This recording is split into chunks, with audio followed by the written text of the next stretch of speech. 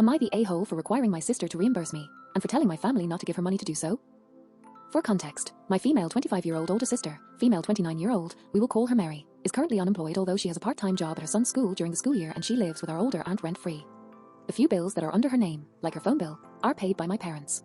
My nephew's father, male 31-year-old, call him Jacob, also has full custody and pays all of the expenses related to their son. She does not pay child support as she does not bring in enough money. For the long weekend, I went camping at the same campground that Jacob has a seasonal site at for him and my nephew. Mary also frequently joins them out there for the weekend. It is a nice campground and a smaller one without any rowdy college kids getting loud at 3 a.m, so my friends and I decide to book our own site for the weekend. I brought my, fairly new, fairly expensive for a 25-year-old, paddleboard out with me and had it tied to a tree near the shoreline with all of the other paddleboards, kayaks and large inflatables as is common practice at this lake. It is a tight-knit community where people know each other and are generally respectful of other people's belongings. Well, yesterday, me and my friends went hiking in the morning and were gone for about 4 hours.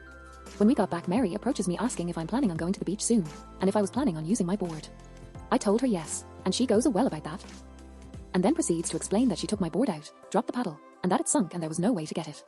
Although she still had the handle of it, so my best guess is that since she was shorter than me and the paddle was adjustable, she had changed the height and failed to properly lock the handle back into place, so it slipped out.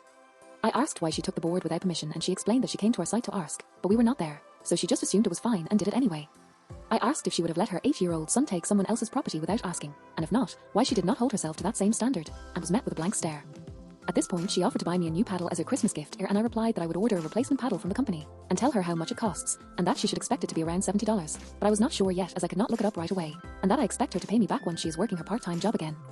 I might be the a-hole simply for that, but I also took it a step beyond and contacted our parents and the older aunt that she lives with and asked would they not give her any money for this purpose, as I want the reimbursement to come from her, not from them, and that I was fine waiting a month for the money, but I wanted her to be the one facing this consequence.